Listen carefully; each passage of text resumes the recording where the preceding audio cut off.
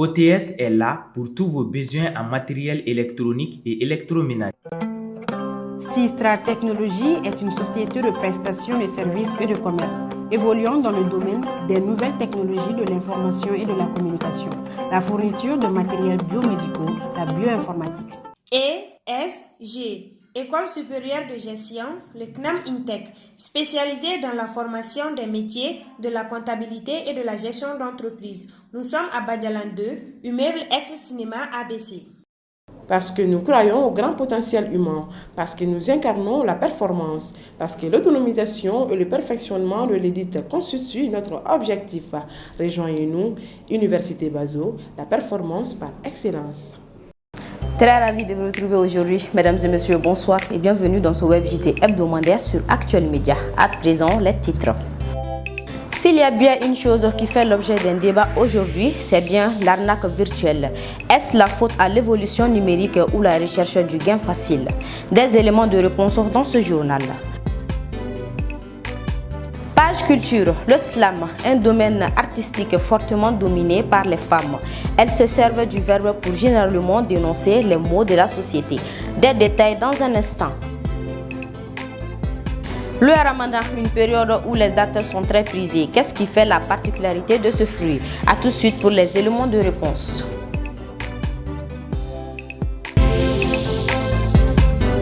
Mesdames et messieurs, encore une fois de plus, bienvenue dans ce web JT hebdomadaire sur Actuel Média. Comme annoncé dans les titres, l'arnaque virtuelle est le fait d'escroquer un individu sur Internet dans le but de lui voler de l'argent. Aujourd'hui, cette forme d'arnaque devient de plus en plus fréquente et ne manque pas de faire des victimes. Aminata Y. Koulibaly pour plus de détails. Bon, investir là, Ces derniers moments, les questions relatives à l'arnaque virtuelle font objet de virulents commentaires sur la toile. Bala Soumano est une victime de cette mésaventure. Sa motivation était assez simple, c'est faire plus de sous grâce à l'Internet. Malheureusement pour lui, les choses ont tourné au vinaigre. Je suis l'une des victimes de cette arnaque. On nous a envoyé le lien par WhatsApp et ils nous ont demandé d'investir. Chose faite maintenant, on nous dit que l'application n'est plus opérationnelle. Chacun investissait ce qu'il pouvait. J'ai pas pu retirer la somme que j'ai investie dedans.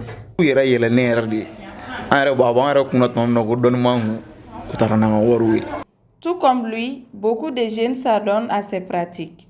Est-ce la faute à l'évolution numérique ou la recherche du gain facile? La recherche du gain facile, l'évolution numérique, ce sont des choses aujourd'hui qui nous conduisent à ça.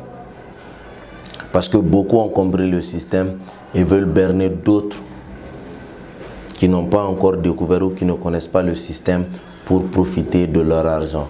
Donc il y a la recherche de gains faciles, il y a l'évolution technologique. Et quand il y a une évolution, il faut toujours faire attention à, aux aspects négatifs. Donc ceux qui vont profiter de cette évolution pour mettre d'autres dans le doute, pour briser la confiance chez d'autres. La monnaie est à la fois une monnaie virtuelle et le système de paiement de pair en pair qui l'accompagne.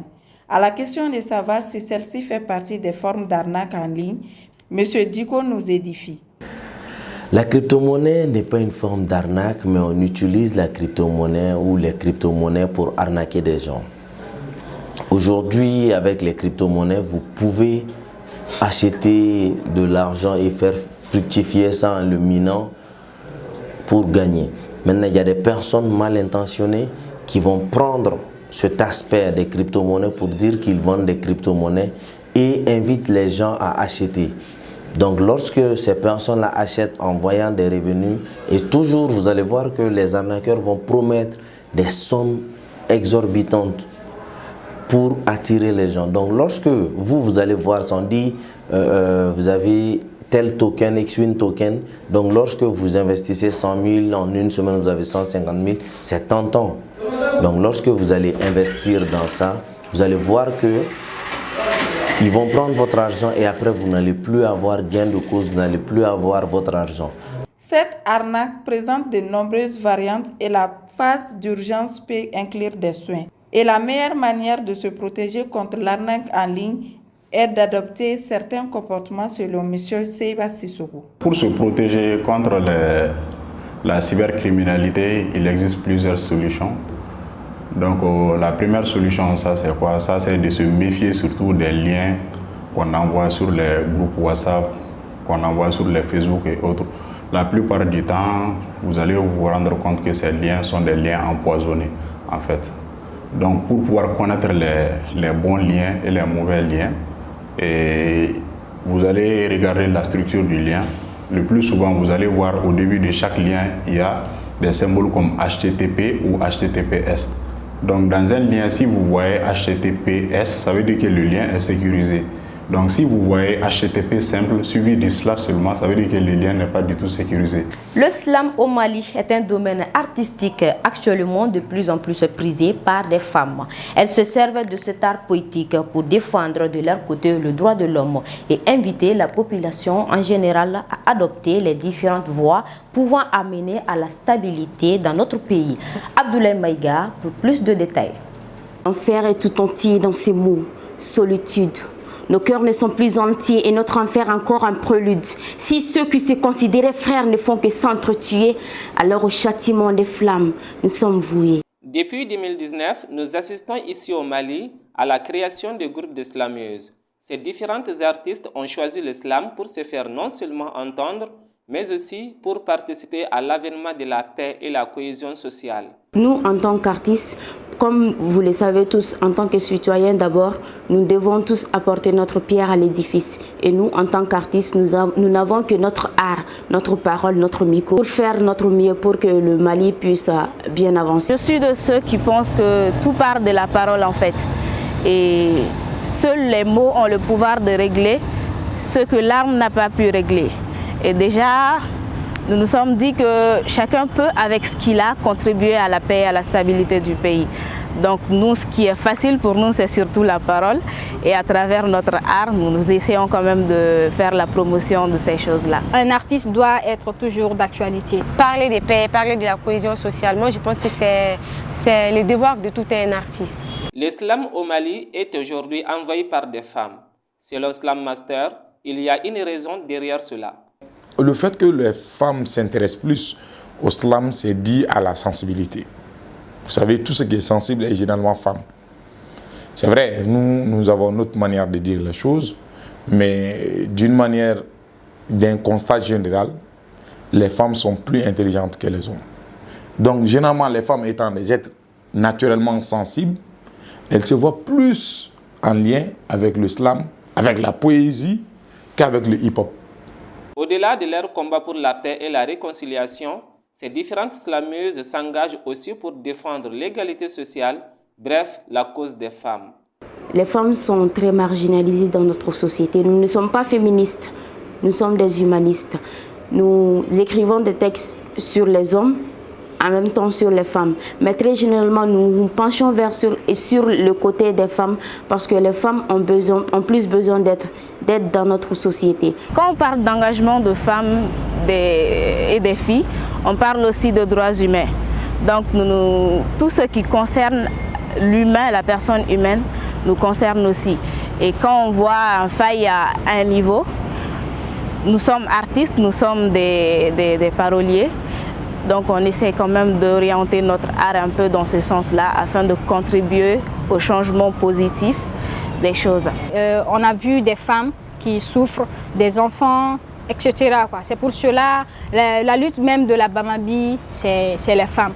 Donc c'est pour cela, chaque année, chaque 25 novembre, on organise un spectacle dénommé Briser le silence, osons, osons.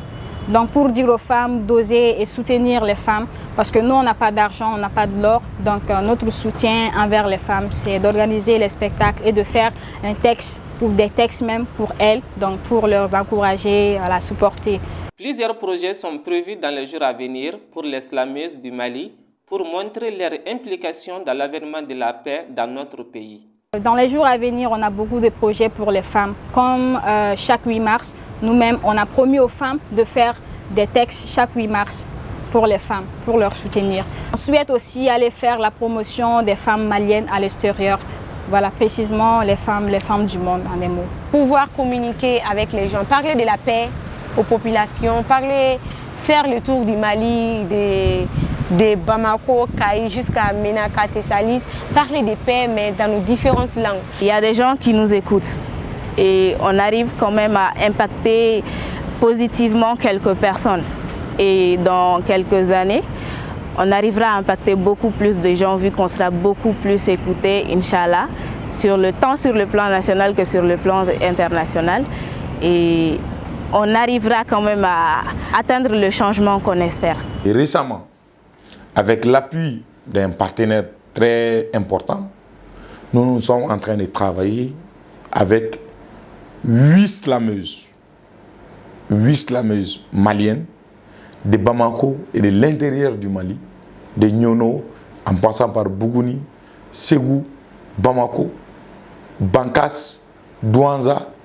On travaille avec elles sur des sujets de recherche. C'est des recherches qui ont été menées dans des zones dites zones rouges, dans des zones de conflit. Des sujets qui ont un lien avec l'insécurité, avec l'accès à l'école, avec plusieurs autres thématiques touchant ces populations-là. Maintenant, les slameuses sont en train de faire des créations artistiques et ensuite, on doit leur programmer des spectacles dans chacune de ces localités-là. Ça, c'est pour aussi apporter notre pierre à l'édifice. Donc, chacune dans son coin participe à ce que la paix revienne. Et là, ce n'est pas pour l'intérêt de quelqu'un, c'est pour notre propre intérêt. L'islam féminin joue un rôle important dans la résolution des crises et conflits au Mali. Car les slameuses, en tant que porteuses de messages, sont très écoutées par les jeunes, notamment sur Internet. Elles comptent pleinement jouer ce rôle. Et Yafara, Ambo Mali dedans. Que tu sois Pel Dogon, Bamako, Tamasheka, peu importe nos couleurs de peau, c'est le sang malien qui coule dans nos veines, nous en sommes fiers. Le drapeau nous interpelle. La date est le fruit comestible du dattier. Elle est très recommandée par le bien-être de l'être humain. De par ses nombreuses vitamines et est également très appréciée chez les musulmans, surtout en ce temps de Ramadan. Fatoumata Traoré nous en dit plus. Dans les marchés de Bamako, en ce mois de Ramadan, le commerce de la date ne fait que prospérer. Très vitaminée, la date est aussi bien appréciée pour son goût et peut être consommée comme une sucrerie. Elle occupe une place bien particulière pour les musulmans pendant le mois de Ramadan. Il en existe plusieurs variétés, mais les Bamakois préfèrent la date noire. Aïcha Tassamake nous en dit plus. Ici, les variétés des dattes qu'on rencontre sont la date noire et la date blanche. Les noires qui est le plus délicieux se vend à 1500 et la blanche à 1100 le kilo. Dieu merci, c'est la date noire que les clients achètent le plus car elle est plus délicieuse. Bien que la date soit importée pour le Mali, Mamou Diallo nous explique les difficultés qu'elle a à se procurer des dattes. La date vient du nord et de la Mauritanie. Il y en a deux types. La date sèche d'une couleur blanche et la date mûre d'une couleur noire.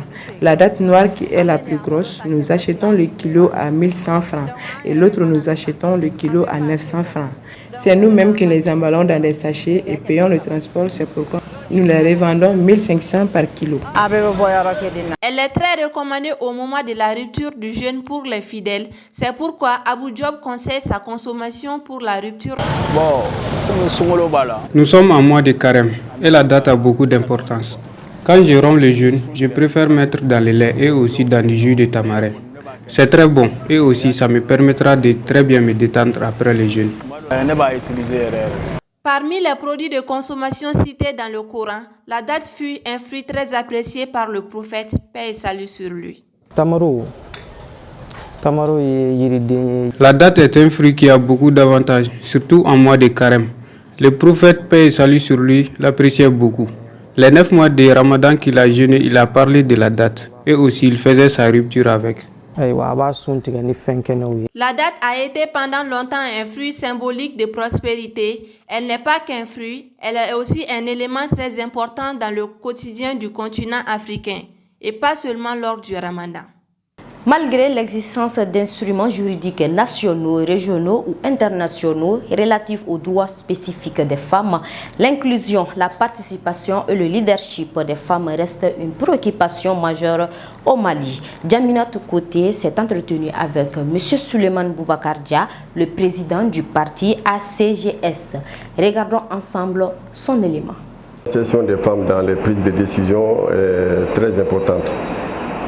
Comme je viens de vous évoquer le nom de notre parti qui est ACJS, ça veut dire Alliance pour la coordination de la justice et de la solidarité, un parti qui se bat contre l'injustice.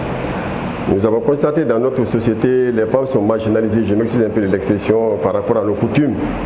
Bon, donc nous, la vision de notre parti ne va pas dans le même sens.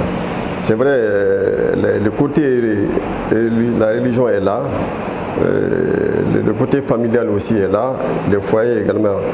Donc il est difficile un peu pour les femmes de se présenter dans nos différentes rencontres des partis. Les heures également sont importantes. Il y a des moments où les femmes ne sont pas disponibles. Donc nous, on fait de telle sorte que s'il y a des rencontres au niveau de notre parti où il y a une prise de décision concernant les choix des candidats ou des candidates pour les élections, on fait de telle sorte que les femmes sont présentes.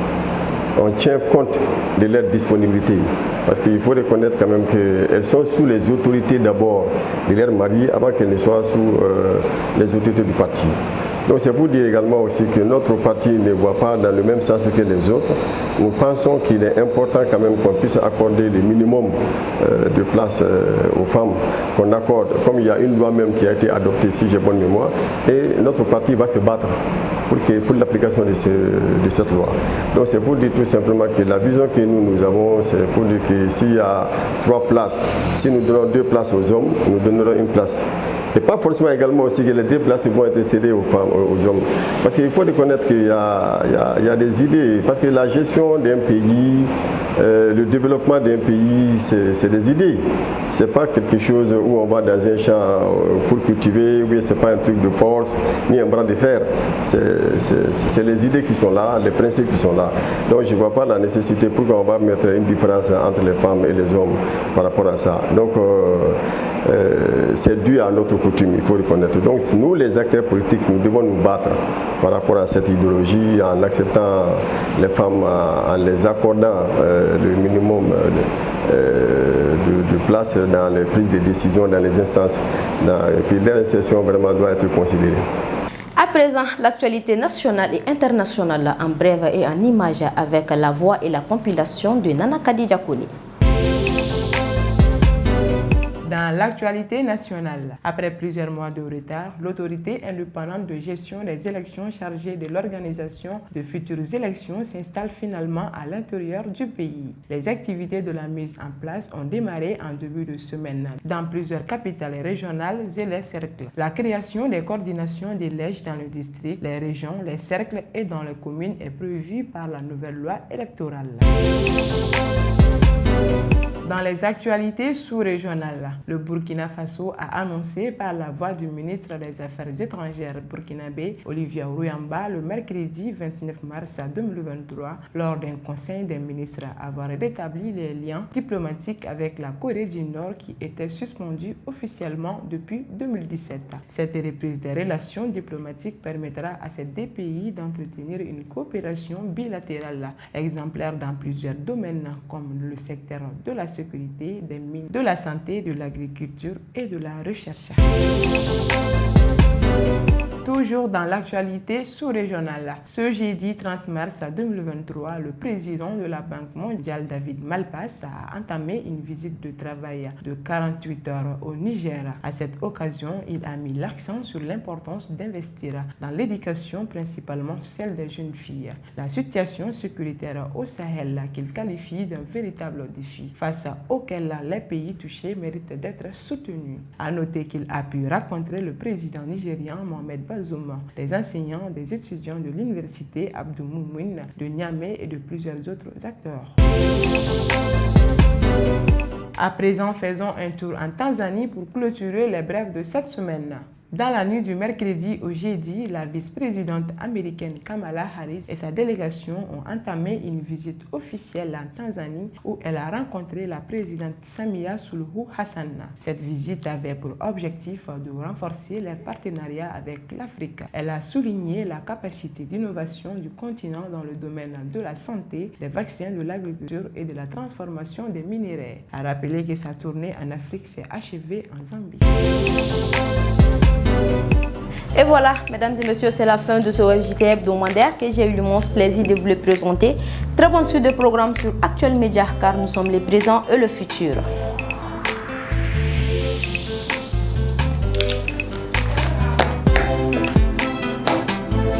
Ce JT vous a été présenté par ESG, École supérieure de gestion. ESG, École supérieure de gestion, le CNAM INTEC, spécialisé dans la formation des métiers de la comptabilité et de la gestion d'entreprise. Nous sommes à Badialan 2, immeuble ex-cinéma ABC.